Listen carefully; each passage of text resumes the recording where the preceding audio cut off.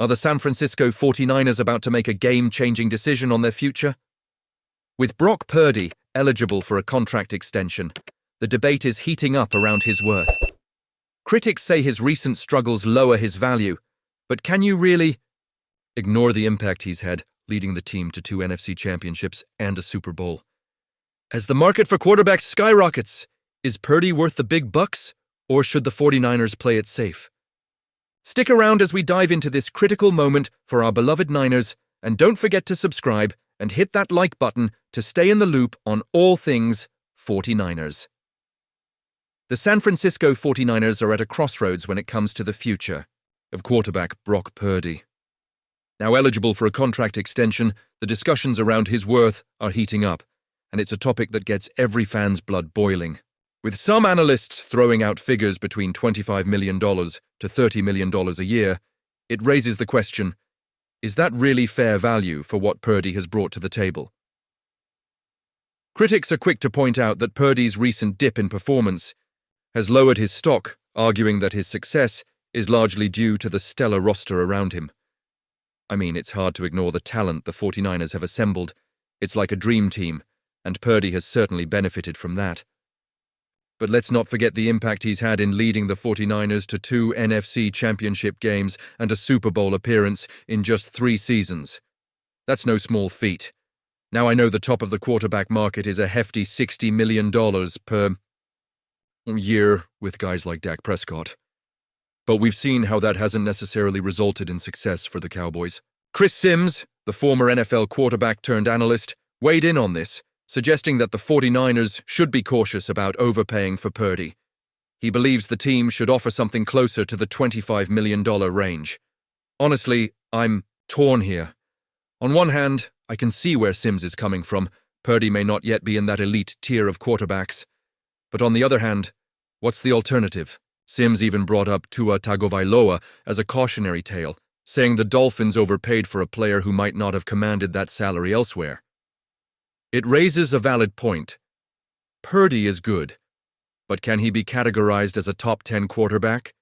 Is he even top 20? These are the questions that keep me awake at night as a fan. John Lynch, the 49ers general manager, recently reaffirmed his confidence in Purdy, stating, "Brock is our guy," and expressing a desire to keep him in the red and gold for a long time.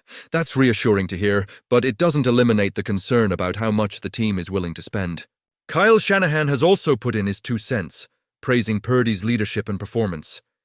He believes they can win a Super Bowl with him at the helm, which is exciting. But can we afford to pay him like one of the league's top quarterbacks, without compromising the rest of the roster? Now let's pivot to the elephant in the room. Can we really justify Purdy earning more than quarterbacks like Baker Mayfield, who is currently making an average of $33.3 million a year? Sims argues that Mayfield has more talent, and I can't help but agree. Why should Purdy command a similar salary? I think there's a sentiment among fans that just because he's our quarterback, it doesn't mean we should break the bank for him. And that's a tough pill to swallow when you think about the future of our team. So, what does this mean for the 49ers and for us as fans? Every dollar spent on one player is a dollar not spent on another. It's a balancing act that could either propel us to the next level or leave us scrambling to fill gaps in the roster. I want to believe in Purdy, but I also want to see the 49ers remain competitive across the board. And you? What do you think? Is $25–30 million a year the right call for Brock Purdy? Or should the 49ers hold the line and look to invest in other areas of the team? I want to hear your opinions down below as we dive into the 49ers' upcoming draft strategy for 2025. It's hard not to feel a mix of excitement and nervous anticipation. After a disappointing 6-11 season, the Niners find themselves with the 11th pick, the highest they've had since 2021 when they made that bold move for Trey Lance. But unlike that year, the team has solidified its quarterback situation and is now poised to address pressing needs elsewhere. Let's talk about the defensive tackle position. It stands out as perhaps the most critical area for improvement. The 49ers struggled against the run last season, especially in the interior.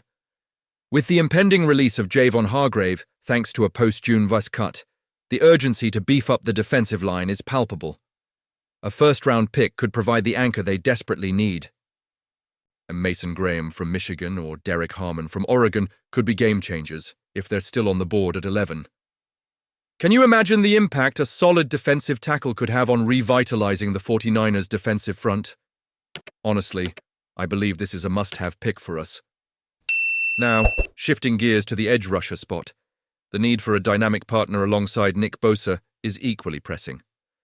While Leonard Floyd and Yetur Gross-Matos were solid additions, their contracts allow for flexibility, and it's clear the 49ers want to build a dominant pass rush. There are some intriguing prospects out there, like Abdul Carter from Penn State and Nick Scorton from Texas A&M. Selecting a top-tier edge rusher could not only bolster our defense, but also keep opposing offenses on their toes. Do you think this was the best decision? I'm torn because while I see the value in strengthening the line, I can't help but think about the potential of a game-wrecking edge rusher. Then we have the offensive tackle position. With Trent Williams' career winding down, the franchise must start thinking about life after him. The 11th pick could be a golden opportunity to snag a premier offensive tackle. Will Campbell from LSU or Kelvin Banks from Texas are two names that jump out. Imagine securing a future star who can either start on the right side or learn behind Williams for a year. I genuinely believe that investing in our offensive line will pay dividends in the long run, especially as we look to protect our quarterback and enhance our run game. And let's not forget the cornerback situation. With Charvarius Ward likely heading to free agency, the 49ers could find themselves needing a new starter in the secondary. While this might not be the most glamorous pick, adding depth and talent to our defense is crucial. If the right cornerback presents itself, especially someone like Will Johnson from Michigan, it could solidify our secondary for years to come. It's a tough call, but I think investing in the defense might be the right route, even if it isn't the flashiest move. So, where does that leave us? The 49ers have a real chance to reshape their roster in this draft, and each of these positions carries weight in the team's future. The decisions made at this juncture will impact not only the upcoming season, but also set the tone for the years to come. The potential to land a cornerstone player at 11 is thrilling, and I can't help but feel optimistic about what lies ahead. And you? What do you think? I want to hear your opinions down below. Do you agree with the priorities laid out for our draft strategy? Which positions do you think the 49ers should focus on? This is your chance to join the debate and share your expectations for the upcoming season. Before you go, don't forget to like, share, and subscribe to the channel to stay updated on all things 49ers. Activate the notification bell to get all the latest updates, and let's keep the conversation going as we navigate this pivotal offseason together.